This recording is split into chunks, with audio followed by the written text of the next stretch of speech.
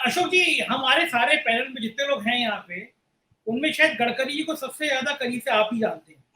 आपने लंबा वक्त भी उनके साथ गुजारा है, देखा है आपने उनकी राजनीति को, महाराष्ट्र की राजनीति को समझा है, परखा है। गडकरी जी ने ये बयान की राजनीति सिर्फ सत्ता के लिए हो रही है अचानक दे दिया। महाराष्ट्र में जो उथल पुथल है उससे कुछ संदेश छुपे हैं, केंद्रीय राजनीति से कोई मतलब है। और गडकरी के आज इस तरह बोलने का गहरा अर्थ क्या है अशोक जी? देखिए संजय जी, गडकरी के साथ सबसे बड़ा प्रॉब्लम है कि वो विदर्भ के, और विदर्भ के लोगों की भाषा थोड़ी स्ट्रेट फॉरवर्ड होती है। वो दूसरों को कितना बुरा लगेगा इसकी ज्यादा चिंता नहीं करते, जो मन में है बोल देते हैं। तो एक उनका अक्खड़पन जो है वो भाषा में दिखाई देता है। लेकिन कल का जो मराठी भाषण आपने कोट किया, वो उन्होंने एक विशेष संदर्भ में कहा था।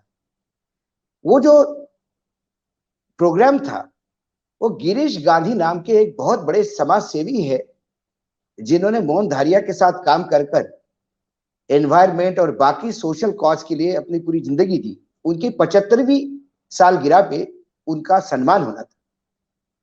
तब उन्होंने जो उनके सम्मान में जो शब्द कहे, उसमें उन्होंने कहा कि कुछ समय के लिए ये विधान परिषद में भी रहे हैं एमएलए कांग्रेस की तरफ से। लेकिन अब सवाल आता है राजकारण इस शब्द का। राजकारण जो है, जब ओरिजिनली शुरू हुआ महात्मा गांधी के समय, जब आजादी की लड़ाई थी, तो राजकारण के मायने राष्ट्र कारण, विकास कारण, सत्ता, तमाम समाज कारण और आखिर में सत्ता कारण। अब उन्होंने कहा समय ऐसा आ गया है कि अब सिर्फ सत्ता कारण बचा है, अब राजकारण में कुछ भी चीज नहीं दिखती। उन्होंने इसी भाषण में पॉलिटिक्स के दो डेफिनेशन दिए। एक उन्होंने कहा politics is a tool of socio economic reforms, सामाजिक और आर्थिक परिवर्तन का राजनीति एक अस्त्र शस्त्र हो सकता है। और आगे अपने भाषण में वो कहते हैं politics is a game of, politics is a game, अब शब्द बदल दिए, politics is a game of compulsion, competition and limitation. उन्होंने कहा कि आप जब, अच्छा हुआ आपने राजनीति छोड़ दी, क्योंकि राजनीति में चुनाव जीतना ही ये सब महत्वपूर्ण माना जाता है। जबकि किसी भी आदमी की महानता, उसकी गुणवत्ता, उसमें समाज में स्थान, ये चुनाव के हार जीत से नहीं होता।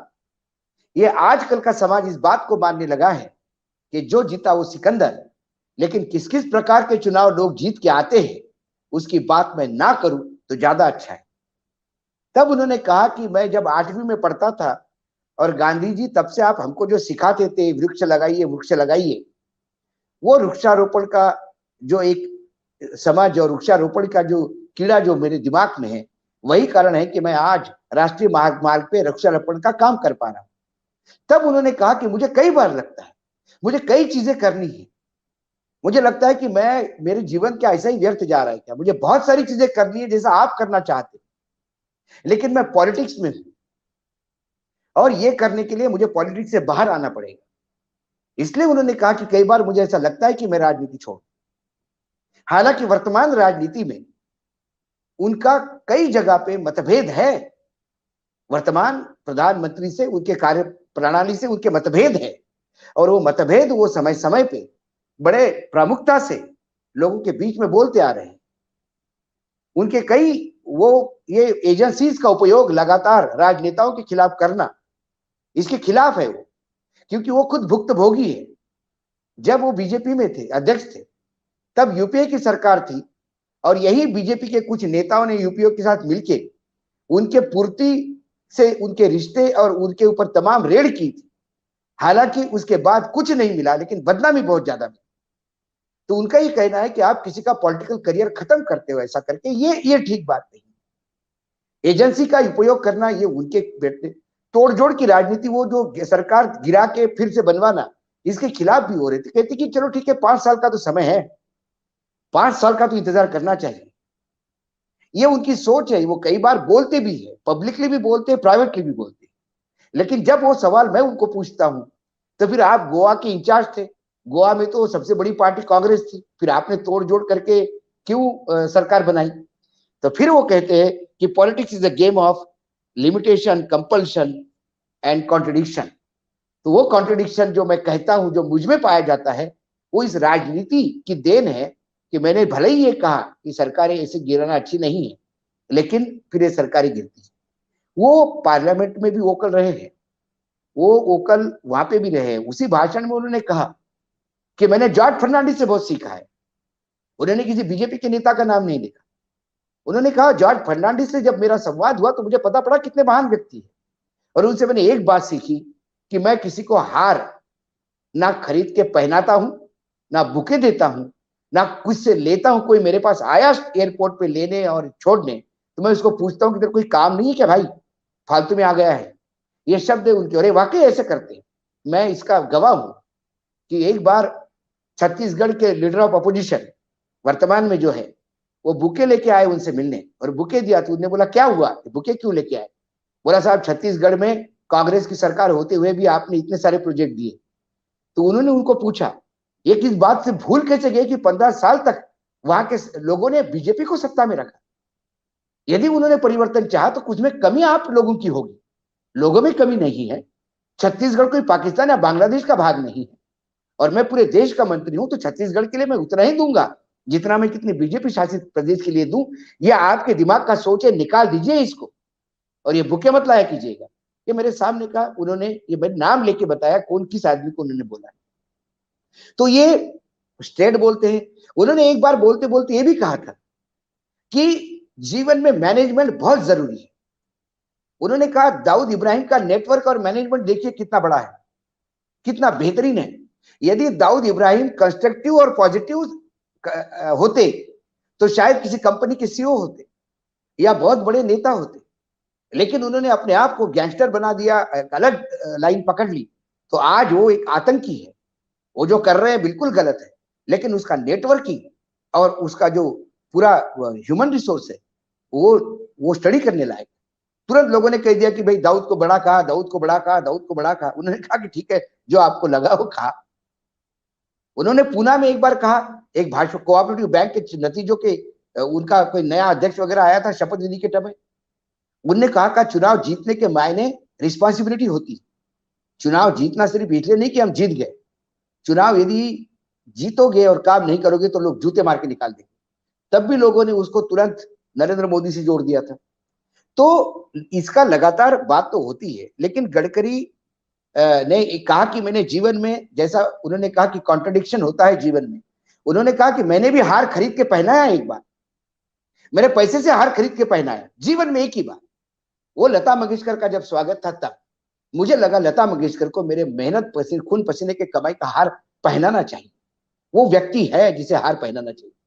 लेकिन गडकरी किसी को हार दे, क्योंकि चलो फॉर्म जो अब प्रोटोकॉल के तहत मंत्री को वो ऑफिस से आता है, लेकिन गडकरी के पास कोई यदि हार भूल लेके गया तो वाकई बहुत बुरी तरह से डांटते हैं। ये उतना ही सच है। तो ऐसे कई चीजें उन्होंने इस भाषण में कही। तो मुझे लगता है कि जो वो कह रहे थे वो आज इस देश का 90% लोग इस बात को एंडोर्स करते हैं। वोरा जी ने कहा वो कहते हैं लेकिन सुनता कौन है, लेकिन कोई सुनता नहीं, इसलिए कहना भी नहीं चाहिए, वो भी गलत है। आज गोदी मीडिया लगातार मोदी जी के हर चीज को छीन भी दिया तो उसको महानता बताते, लेकिन मोदी जी की कई पॉलिसीज के ऊपर 4 PM से लेकर तमाम बाकी जो प्लेटफॉर्म है, वोरा जी आपके खुद का प्लेटफॉर्म, आप अंतरराष्ट्रीय और राष्ट्रीय स्तर पे लगातार रुपए की कीमत हो या डॉलर हो, आप कटाक्ष किए बिगाना नहीं सकते। सवाल कौन सुनता है ऐसा नहीं, हमको भी लग रहा था कौन सुनेगा, लेकिन अब वर्तमान में देखते हैं कि संजय के शो को जब 5-5 लाख लोग देखते हैं तो लोग लगता है सुनते हैं। आपके शो में जो लोगों की रिएक्शन आती है उससे लगता है सुनते हैं। तो गडकरी जैसे लोग बोलने वाले चाहिए और लगातार चाहिए। अशोक जी, गडकरी की बात करते करते आप ये मोदी जी को बीच में क्यों ले आते हो? मोदी जी नहीं सवाल नहीं, आपने ये प्रोग्राम में गडकरी को लिया ही इसलिए है क्योंकि आपको लगता है कि उन्होंने कहीं ना कहीं वर्तमान राजनीति पे, क्योंकि राजनीति सिर्फ सत्ताकरण रह गई है, राजनीति अभी वर्तमान में सामाजिक और आर्थिक परिवर्तन का जो एक टूल है वो नहीं रहा है। क्योंकि वर्तमान में 2014 से जो राजनीति हुई है उसी राजनीति के परिप्रेक्ष्य में, उसी कैनवास पे आपने गडकरी का स्टेटमेंट लिया, नहीं तो आज वो चर्चा का विषय ही नहीं होता। तो इसलिए आप इनडायरेक्टली ला रहे हैं। मेरी आदत है, मैं सीधा सीधा सामने बोल देता हूँ। जबरदस्ती इधर उधर लाठी मारने से अच्छा है जहां सांप है वही लाठी मारो। इसलिए मैंने सीधा कहा कि ये आपने सीधा जो बोला है नरेंद्र मोदी को, वही को लेके बोला है। उनको ये एजेंसी का यूज है वो कौन कर रहे हैं? नरेंद्र मोदी जी कर रहे हैं। सरकार कौन गिरा रहे हैं? नरेंद्र मोदी जी गिरा रहे हैं, जिसके बारे में उनके कई बार उनका मतभेद होते हैं, कई अच्छा जगह पे अशोक, उनके मतभेद होते हैं। अशोक जी और ये जो ऐसे महाराष्ट्र, मतभेद आज नहीं कई बार हुए हैं। तो अच्छा ऐसे अशोक लोग जी, चाहिए बोलने वाले। कहीं अशोक ना जी जो कहीं ये महाराष्ट्र में जो खेल हुआ उसमें गडकरी कौन से खेमे में थे? शिंदे के में थे, उद्धव ठाकरे के साथ थे, देवेंद्र उसमें फडणवीस तो के साथ? गडकरी जी ने बड़ा पब्लिकली बोल दिया एक बात, और वो बात फिर बताती है कि बीजेपी कितनी इन्वॉल्व थी। क्योंकि जब बीजेपी बार बार कह रही थी ये तो शिवसेना का अंदरूनी मामला है, हमें कोई देना देना नहीं, वो सूरत क्यों गए तुम पूछो, वो गुवाहाटी क्यों गए उनको पूछो। उसके बाद एकनाथ शिंदे ने तो विधानसभा के पटल पे ही बता दिया कि कलाकार तो ये थे देवेंद्र फडणवीस। फिर देवेंद्र फडणवीस के पत्नी ने बोल दिया कि ये जेम्स बॉन्ड जैसे कपड़े बदल बदल के जा रहे थे रात को। और बाकी कसर नितिन जी ने पूरी की। नितिन जी ने एक फंक्शन में कहा कि अरे भाई देवेंद्र, तुमने एकनाथ शिंदे को कब पटाया और खेल किया ये मुझे भी नहीं पता चला। अशोक जी ये जो बात करी बड़े मार्के की तुलसीदास जी ने, और ये सवाल भी उठाया कि गडकरी जी क्यों नहीं उस समय कहा कि सत्ता इस तरह, अटल बिहारी वाजपेयी ने कहा था कि अगर इस तरह की सत्ता मिलेगी तो मैं चिमटे से भी छूना पसंद नहीं करूंगा। जी, तो गडकरी की वो जो आइडियोलॉजी थी वो उस समय क्यों नहीं हुआ जब महाराष्ट्र में हुआ? तो बाद में उन्होंने कहा मुझे पता नहीं चला, लेकिन जब पता चला तो गडकरी जी ने विरोध क्यों नहीं किया? क्या लगता है आपको? देखिए, ये जो वक्तव्य जिसके ऊपर हम अभी चर्चा कर रहे हैं, वो गडकरी ने प्रेस कॉन्फ्रेंस लेके नहीं दिया था। एक नेता, एक सामाजिक बहुत बड़े समाज सेवी के 75वें सालगिरह पे होने वाले कार्यक्रम में, वो पहले राजकारण में थे, पॉलिटिक्स में थे, अब समाज कारण में आ गए। इसलिए उन्होंने राजकारण और समाज कारण का जो डेफिनेशन है उसको विस्तारित रूप से दिया, जिसकी वजह से हम चर्चा कर रहे हैं। यदि किसी दिन पर्यावरण पे बात होगी, किसी सेमिनार पे बात कर रहे होंगे, तो जरूर फिर वो आर्य कॉलोनी को भी खेलेंगे। लेकिन वो उनमें से नहीं है कि उधर आर्य कॉलोनी हो गया, इधर अपने सरकार के खिलाफ फ्रंट खोल दिया। गडकरी को तो पिछले चुनाव में, ये तो मोहिते साहब भी जानते हैं, ना उनके लोगों को टिकट दिए गए थे, ना उनको प्रचार के लिए भी महाराष्ट्र में बुलाया गया था। महाराष्ट्र की राजनीति से तो उनको इतना अलग रखा गया है कि उन्हें पता ही नहीं होता क्या हो क्या नहीं। फिर भी जब किसी ना किसी आए बाए प्रकरण में जब उनको बोलने को मिलता है तो वो बोले बगैर भी नहीं रहते। और ये आज नहीं बोले, क्योंकि आज गडकरी राष्ट्रीय स्तर पे है तो गडकरी के हर बात की चर्चा होती है। लेकिन गडकरी जब राज्य में थे तब भी गडकरी ऐसे ही बोला करते थे। तब भी Gadkari across the party line जाके किसी अच्छे नेता के लिए बोलना हो तो वो हमेशा शरद पवार को बहुत अच्छा बोलते थे कि शरद पवार ने एग्रीकल्चर में बहुत काम किया। वो हमेशा इस बात की दुहाई देते थे। वो हमेशा कहते थे कि नेता को सिर्फ राजकारण नहीं करना चाहिए, कुछ स्कूल भी खोले, कॉलेज भी खोले, भले ही उसकी कमाई हो, लेकिन साथ में कुछ तो समाज को दे। मात्र ये उत्तर प्रदेश और बिहार के नेता सिर्फ राजकारण ही क्यों करते हैं? क्यों इंडस्ट्री चलाए, कोऑपरेटिव में शुगर मिल चलाए, कोई तो एक आउटपुट होगा स्टेट का। ये उनका हमेशा कहना होता था। जब वो रोड पीडब्ल्यूडी मिनिस्टर थे और पूना एक्सप्रेसवे बन रहा था, तो वो पूना एक्सप्रेसवे का टेंडर जो रिलायंस को गया था, और तब मुकेश अंबानी जिंदा थे, मतलब धीरूभाई अंबानी जिंदा थे। और जब रिलायंस को ये टेंडर गया, और रिलायंस के और बाला साहब ठाकरे के क्या संबंध है सबको पता था। और बाला साहब ठाकरे, जैसा कि अभी उन्होंने कहा कि तब भी वंदनीय थे जैसे आज वंदनीय है, तो उस समय बाला साहब ठाकरे के दोस्ती होते हुए भी वो टेंडर कैंसिल करके स्वयं सरकार इसको रोड को पूरा करेगी और कम खर्चे में करेगी, और करके दिखाया। तब भी बहुत आलोचना हुई, लेकिन तब जब बात हुई तो बाला साहब ठाकरे ने, जैसा कि इन्होंने कहा कि पर्यावरण के प्रेमी थे, तो बाला साहब ठाकरे को लग रहा था कि सरकार का पैसा बचाएगा, तो उन्होंने कहा रहने दो धीरूभाई अंबानी को, साइड को आप करिए। अंबानी ने यह कहा कि तुम ये कर नहीं पाओगे। उसके बाद जब रोड बन गया तो उन्हीं अंबानी ने उनका स्वागत भी किया कि आपने बहुत अच्छा काम किया। ऐसे कई उदाहरण हैं उनके जीवन में, लेकिन तब वो डिस्कस नहीं होंगे, क्योंकि तब वो इस बड़े लेवल पे नहीं थे। ना वो ये बोलते, कभी कभी एक आध बार जब कोई इंटरव्यू लेता है या कोई बात होती है तो वो जिक्र होता है यूट्यूब में। जो मैं बातें कह रहा हूँ ये तमाम यूट्यूब पे बातें हैं। और अभी इन्होंने कहा कि महाराष्ट्र में बाल ठाकरे का नाम क्यों लेते हैं? भाई महात्मा गांधी का नाम लेने वाले रात को दारू पी के ही लेते ना, कि महात्मा गांधी बहुत बढ़िया थे। और महात्मा गांधी को बेचने वाले क्या महात्मा गांधी के अहिंसा के पथ पे चल रहे हैं? जब लगातार लिंचिंग होती है तो महात्मा गांधी का नाम लेने वाले क्या हमारे देश में हम राम को बेचते हैं? जो आदमी आज ही इसी भाषण में गडकरी ने एक बात बहुत बढ़िया कही। उन्होंने कहा कि मैं कभी अपना कटआउट नहीं लगाता। तो एक आदमी आया मेरे पास, बोला कि मेरा पोस्टर पे फोटो ही नहीं है। तो मैंने कहा उसको कि तेरी कोई औकात नहीं होगी इसलिए फोटो नहीं है, क्योंकि तेरे वजह से यदि कोई मत मिल रहे होते, कोई वोटर तेरे पीछे होते तो तेरा फोटो होता। जब तेरी कोई औकात नहीं तो फोटो नहीं, जब तेरी औकात बन जाएगी तो फोटो लगेगी। तो उन्होंने ये भी कहा। तो ये जो औकात के हिसाब से फोटो लगना तो वैसा ही है जैसा अभी महात्मा गांधी, राम, अटल, अपना तुम्हारे भगत सिंह, शहादत, ये जो तमाम बातें होती है ये सिंबल बेचने के लिए होते हैं, ये फॉलो करने के लिए नहीं होते। एकनाथ शिंदे अपनी शिवसेना है ये प्रूव करने के लिए उनकी मजबूरी है कि वो बाला साहब का नाम ले। यदि बाला साहब का नाम नहीं लेंगे तो शिवसेना ओरिजिनल कहां से कहलवाएगी? लेकिन क्या बाला साहब का कोई भी आदर्श वो पाल रहे हैं? ना बाला साहब का आदर्श उन्होंने पाला, ना बाला साहब का आदर्श उद्धव ठाकरे ने पाला। तो ये आदर्श उसी व्यक्ति के साथ दफनाए जाते हैं या जल जाते हैं जब उस व्यक्ति का अंतिम संस्कार होता है। ये वस्तु स्थिति है। राम का आदर्श कितने लोग पालते हैं? आज रामायण, राम के नाम से जो इतनी राजनीति चल रही है, कितने लोग पालते हैं भी राम का आदर्श? वो हनुमान चालीसा पे चिल्लाने वाले भाजपा के प्रवक्ता हनुमान चालीसा ही नहीं बोल पाए, उन्हें पता ही नहीं हनुमान चालीसा क्या है, कैसी गाई जाती है, और हनुमान चालीसा के लिए लड़ते हैं। ये सिंबॉलिक होता है। इसलिए इनका लड़ना, इनका बात करना, ये तो हमें, यदि हम कहे कि महात्मा गांधी का नाम लेते, कांग्रेस लगातार महात्मा गांधी का नाम लेके आ रही है, और सबसे ज्यादा धज्जियां यदि महात्मा गांधी के प्रिंसिपल्स की किसी ने उड़ाई होगी तो कांग्रेस ने उड़ाई है। लेकिन फिर भी गांधी बाबा बिकते हैं तब तक बेचेंगे। जिस दिन गांधी बाबा बिकना बंद हो जाएंगे तब हम ही एक दूसरे को पूछेंगे हु गांधी। सवाल ये है, इसलिए मैं उस पर नहीं जाता। हाँ, गडकरी जब कोई सब्जेक्ट निकलता है, उनकी एक आदत है, वो प्रेस कॉन्फ्रेंस नहीं लेते। नोटबंदी उनको पसंद नहीं थी तो नोटबंदी के बाद उन्होंने प्रेस कॉन्फ्रेंस नहीं ली तुरंत, क्योंकि वो विद्रोह नहीं करते, वो पार्टी में है। उनका कहना या तो फिर पार्टी छोड़ देना चाहिए, और जब पार्टी में हूं, राजनीति कर रहा हूं, तो पार्टी की लाइन ले रहा हूं, और यदि पार्टी की लाइन असह्य हो जाती है तो मैं इस साइड को हो जाता हूँ। दूसरी बात, जो काम उनको दिया जाता है, मैं मानता हूं, क्योंकि वो जो हाईवे का था वो तो स्टेट गवर्नमेंट का प्रोजेक्ट था।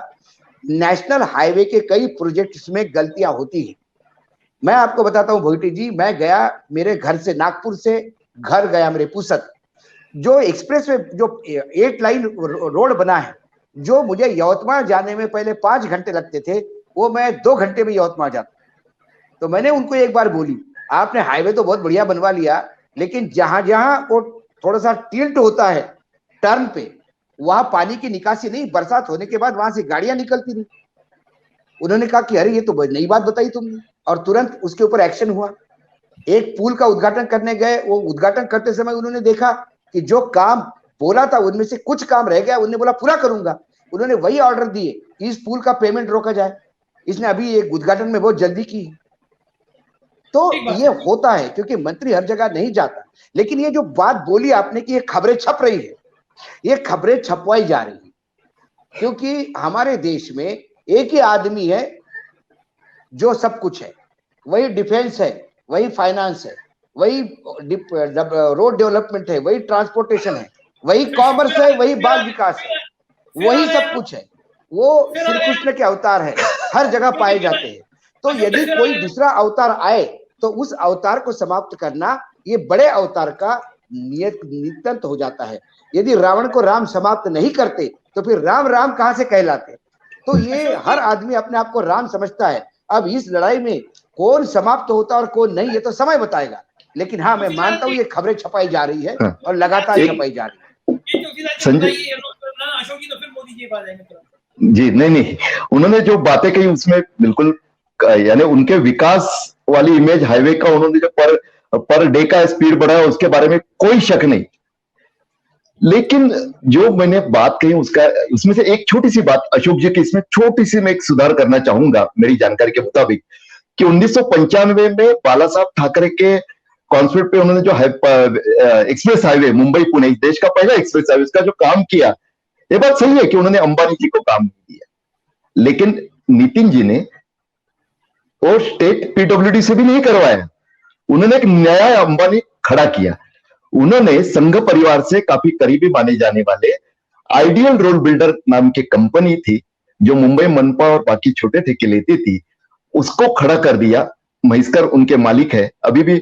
आज के समय अगर आप जानकारी लोगे, वो कंपनी जिसको 95 में एक्सप्रेस हाईवे का काम मिला था गडकरी जी की वजह से, वो कंपनी आज देश के टॉप 10 में है। जो सबसे बड़ी इंफ्रास्ट्रक्चर कंपनियां है, उसमें अच्छा काम किया गडकरी जी ने। एक स्थानीय व्यवसायी को काम देना मैं बिल्कुल गलत नहीं मानूंगा, यानी बस एक छोटा सुधार करना था, इसलिए मैंने बता दिया। और मेरा जो मुद्दा था ना, वो मुद्दा ये था कि कई बार जाते जाते जो अंतरात्मा की आवाज आने लगती है, वो जगह जी मैं उसमें और सुधार करता हूं, क्योंकि ओरिजिनल बिडिंग जो थे उसमें सबसे L1 जो थे वो अंबानी थे, और L1 जो थे वो दिए हुए कॉस्टिंग से 20% हायर थे, जो उनको नहीं चाहिए थे। उन्होंने ये काम स्टेट गवर्नमेंट से करवाया, और जॉब जो उसको बोलते हैं हम सबलेट जो होते हैं, अलग अलग ग्रुप को दिया। जो सबसे बड़ा काम मिला वो जिस कंपनी को नाम आप ले रहे हो, लेकिन पूरा मॉनिटरिंग उसका था, किसका? पीडब्ल्यूडी का। और इसीलिए आज भी देश का सबसे बड़ा एक्सप्रेसवे और बेहतरीन एक्सप्रेसवे माना जाता है वो। जी बिल्कुल नहीं, मैं उनके काम पे एक सेकंड, वो 20% हायर पे L1 था, ये 20% लोअर पे हुआ।